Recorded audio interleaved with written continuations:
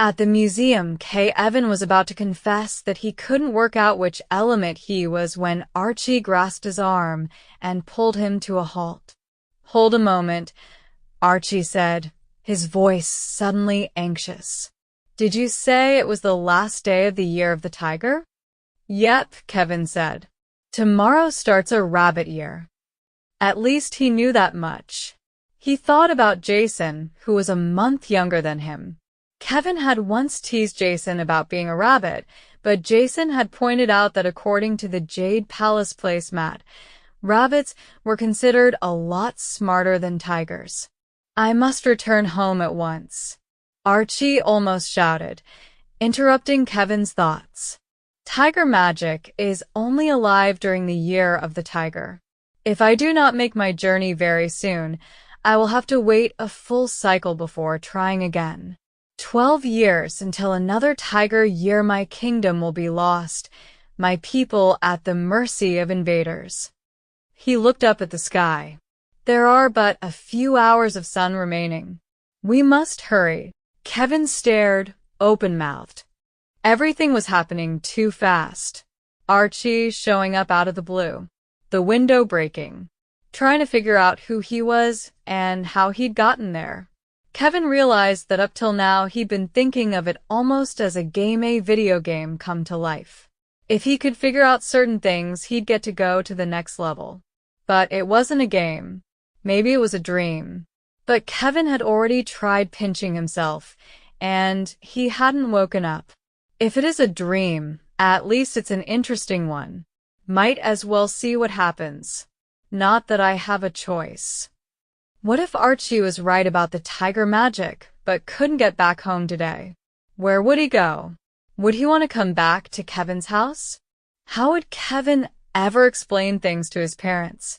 "You must lend me your assistance," Archie was saying urgently. "You know this land far better than I. I will be forever in your debt." He dropped to his knees and bowed his head at Kevin's feet, right there in the middle of the street. What the heck?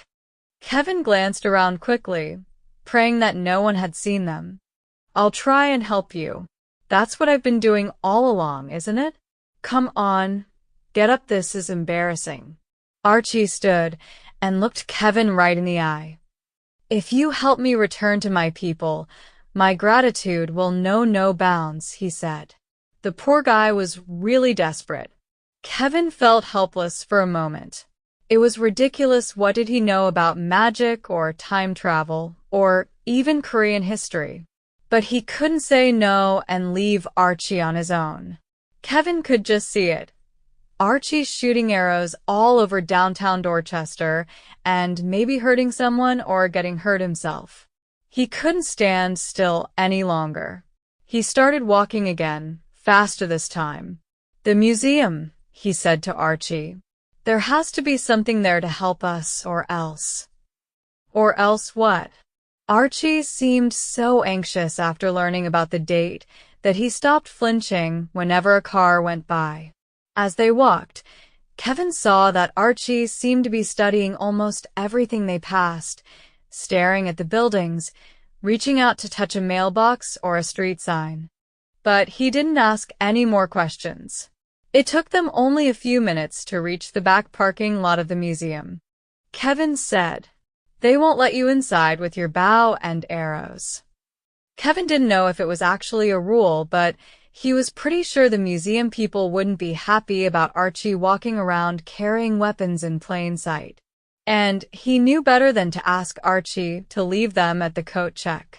Kevin chose his next words carefully. "Please, Archer, I hope you will honor a request from me. I don't want you to go anywhere or do anything. Just wait for me here. I feel much safer knowing you're nearby." That last part wasn't exactly a lie, but he thought it would make Archie more likely to stay put. If Archie started wandering around Dorchester on his own, anything could happen. Anything bad. Kevin had guessed right. Archie stood up proudly. "You have my word. I will be here to protect you at the first sign of trouble. And be careful, little frog." Kevin almost smiled. Archie was acting as if the museum was enemy headquarters. But he probably didn't know what a museum was. When had museums been invented? "I'll be okay, honest," Kevin said.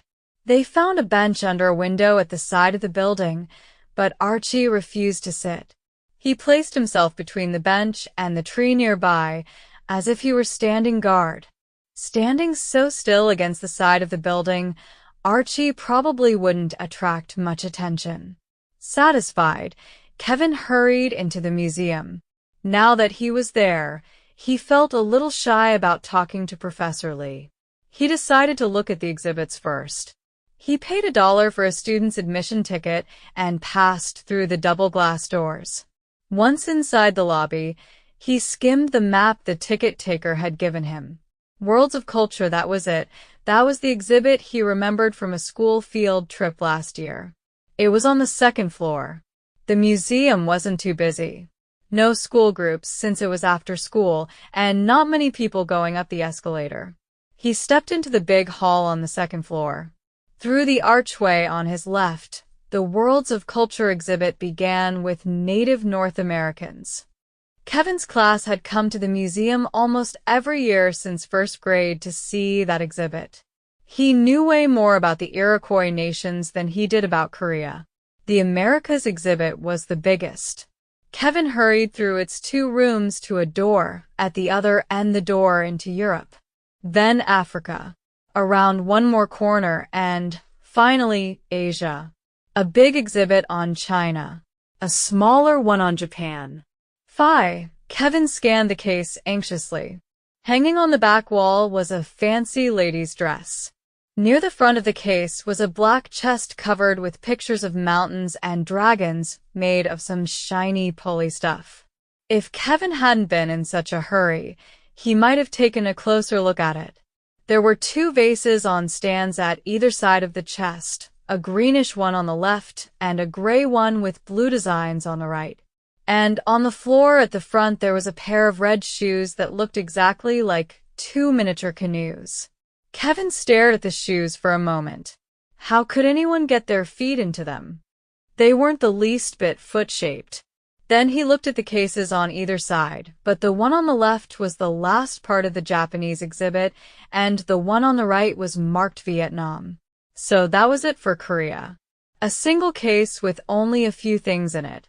Kevin read the card in one corner of the case. The card had been printed, so the explanations corresponded to the positions of the objects in the case. Traditional Korean dress hanbok, circa 1875, Celadon vase, 12th C. Punch ong ware, 16th C. Wooden chest inlaid with mother of pearl, circa 1850. Useless. Kevin fumed to himself. The oldest thing there was still way too recent, and nothing at all about either Chumong or magic. It was time to see if Mr. Lee could help. Back through Africa, Europe, and the Americas, then down the escalator. A uniformed guard directed Kevin to the information desk. The woman at the desk made a phone call, then said that Professor Lee would be out in a few minutes. "Thanks," Kevin said. He wandered over to a bench along the wall and sat down. When grown-ups said a few minutes, it usually meant a lot more than 3 or 4 minutes, which was what a few was supposed to mean. But Kevin knew that he used the same trick himself. He sometimes said just a few more minutes to his mom while he was playing a video game when he knew perfectly well it would take at least 20 minutes to beat the boss or reach a save point. His father almost never said a few. His father spoke in exact amounts. 7 minutes to shave. 13.5 gallons to fill the car's gas tank. Even when Kevin was little, when they talked about the price of something, his dad always worked out what it would cost with the tax included. Thinking about numbers reminded Kevin of the problem he hadn't been able to figure out earlier about what element he was. Archie seemed to think the zodiac stuff was important. And besides, there was hardly anything else to go on. Okay, don't go too fast. One thing at a time. Start with the number of years between Archie's birth and mine. The website had given 55 BC as the year Chumong Archie was born. 55 BC, a fire tiger year. AD 1987, the tiger year I was born in. Kevin used his finger as if it were a pencil and wrote the arithmetic on the palm of his hand. It was a habit he'd picked up from his dad. He did it whenever the numbers were too hard to compute easily in his head. It felt almost like working it out on paper. 55 plus 1,987 equals 2,042. Kevin double-checked to make sure he'd gotten it right, another habit drilled into him by his dad. 2,042. Okay, now what? If he divided by 12 to 12 years in each cycle, he'd get the number of cycles, right? Was that what he needed? Well, it couldn't hurt. 2,042 divided by 12 equals 170, with a remainder of 2. Mr. Lee was still frowning. Did you put some ice on it? We could get some in the cafeteria. No, it's okay, Kevin said. I can hardly feel it. Really? The man nodded. All right then. Let me know if you change your mind. How are your folks? Without giving Kevin a chance to answer, he went on, Why don't we go into my office? I think we'll be more comfortable there. He led Kevin through a set of double doors into a corridor lined with more doors. As they walked, Kevin allowed himself one last review of the numbers to make sure he wouldn't forget them. 2,042 years between my birth and Archie's. That's 170 cycles plus a sixth of the next one. Got it. Now, let's see if this guy knows anything useful. A thick gray carpet padded their footsteps. Paintings hung on the walls, each with its own tiny light fixture above the frame. It was awfully fancy, especially compared to the offices Kevin was used to. His dad's tiny cubicle, barely big enough for a desk and chair and computer. His mom's corner in a room shared with 5 other teachers, papers and files and books strewn everywhere. Kevin rubbed his sweaty hands against his pants. Here in this hushed corridor, the time he'd spent with Archie seemed a million years ago and more unreal than ever. He couldn't possibly tell Mr. Lee the truth. He'd just have to wing it. The professor opened the last door on the right and politely waited for Kevin to enter first. The room was not very big, but it was just as fancy as the corridor. Dark wood furniture, scrolls and paintings on the walls, a row of shelves that held books, and lots of little statues and pottery and things. The window behind the desk looked out onto the parking lot. Kevin stared for a moment, realizing that the window must be on the same wall where Archie was waiting. In fact, with Mr. Lee's office being at the end of this wing, Archie must be standing just to the left of the window. Kevin was tempted to peek out, but that would have meant going behind the desk, and Mr. Lee was already settling into his chair. Now, how can I help you? Mr. Lee asked. He gestured toward a leather chair in front of the desk. Kevin sat down and pushed his toes into the carpet to keep from sliding around on the shiny leather. Well, I'm doing this project on Korean history, but I can't find the information I need, and my grandpa thought maybe you could help. Yes, he called me, the professor said. Did you a few years older than I am, and he went to school with my oldest brother. How is he? Again, without waiting for an answer, he continued, You must give him my regards. Tell him to come to the museum sometime and to bring your grandmother, and I'll give them a private tour. Thanks, I'll tell him, Kevin said politely. Oh, and of course the invitation is open to you and your parents, too. Mr. Lee smiled and nodded. Thanks, Kevin said again. What was it with grown-ups and chit-chat? Why couldn't he just find out what he needed to know and get out of there? Your project, Mr. Lee said. Something for school? Kevin didn't want to lie. No, not exactly. Just something I am interested in. About Korean history. Well, well. The professor leaned back in his chair. I must say, I'm very pleased to see a young person such as yourself taking an interest in your heritage. My heritage? Oh, brother. I couldn't care less about my heritage. I'm just trying to help Archie. Yeah. And I've been on the internet and to the library catalogs, but I guess that the area I'm researching is pretty obscure. There doesn't seem to be much information about it. Kevin took a breath. I want to know about a guy, a king. Gosh, I'm messing this up. He was this historical figure, named Chumong. Mr. Lee sat up and beamed. Chumong, he exclaimed. What an extraordinary coincidence. Kevin, Korean royalty is a special interest of mine. Tangun, Chumong, Kija, all the legendary kings of Korea. I have studied them for years. Lucky boy, you've come to the right place. Now, what is it you want to know? Kevin stopped. Heck, I don't know what I want to know. Everything? Anything? Fortunately, the professor had that helpful habit of not waiting for answers to questions. Chumong was much beloved by his people. Do you know how he gathered support for his kingship? He walked throughout the kingdom, and wherever he went, he talked to people. Ordinary people. When the time came for him to create a ruling council, he chose not only government officials, but also a farmer and a fisherman to guide him. Maybe there's a clue in there somewhere. Like I have to find a farmer and a fisherman to help out. Kevin squirmed a little in the chair. That was like hoping for a magic word again, as if this were some kind of video game. It's not like that. Not one bit. I don't have any idea how Archie ended up in my bedroom, so how could I possibly have any idea how to send him back? There are also many legends about him, the professor went on.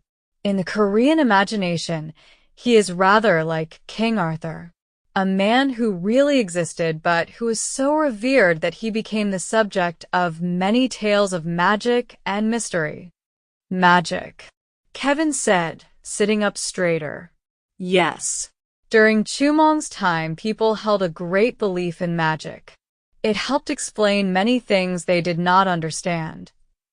Mr. Lee smiled. There are times when I regret that there is so little belief in magic in our day and age. I think a bit of mystery enriches our lives. Wouldn't you agree? Yeah, Kevin said. But too much mystery can sure confuse a person. I'm sure you've already learned what a remarkable archer he was, the professor said. In his time, Korea became known as a land of great archers. Oh, and here's something you might not know. He's supposed to be the one who introduced the use of chopsticks to Korea. Really? How did people eat before that? Probably with their hands. Chopsticks are a Chinese invention, and Chumong's family came to Korea from China, so it is thought that he is the one who made it. That was pretty cool. Probably made it less messy for people not to have to eat with their hands all the time. Still, it didn't seem to be the kind of information that would help get Archie back to Korea. In desperation, Kevin began to look around the room. The scrolls, the pottery. Was there anything here that might be a clue? Mr. Lee must have noticed him looking around. I'm afraid none of the artifacts I have will be of any help to you. Everything the museum owns dates from long after the time of Chumong. Even in Korea itself, there is precious little from his era: some pottery shards, bronze belt buckles, a few daggers.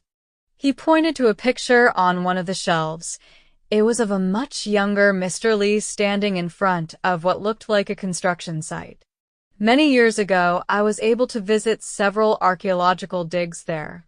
I used to dream of finding an arrowhead from the time of Chumong, but I never did. The professor shook his head, looking a little sad. Kevin twitched. I could tell him where there are a bunch of those arrowheads right outside his window. Should he tell Mr. Lee about Archie? Would that help get Archie back to Korea and back to his own time? Kevin opened his mouth and then closed it again. Don't be ridiculous. He'd think it was some nut in a costume. He'd never believe me or Archie. I don't even know why I believe Archie. He glared at the window. He knew Archie couldn't see him, but he was just so frustrated. Mr. Lee looked at him curiously, then swiveled his chair a little toward the window. No. Kevin wasn't sure why, but at that moment it seemed terribly important to keep Archie's presence a secret. He leapt to his feet. Mr. Lee? Thank you so much. This was so interesting. I can't wait to get home and work on my project. I didn't know any of that stuff you told me. Kevin leaned forward and stuck out his hand, practically begging the man to turn back toward him, which he did. He shook Kevin's hand, looking a little puzzled. Well, I'm glad I could be of assistance. Please come back again anytime. And give my regards to your family. Sure. Yeah. Thanks. Thanks again. I'll walk you back out. No, that's okay. I can find my way. It was easy. Thanks, Mr. Lee. And Kevin was out of the room and down the corridor before the professor could get to his feet.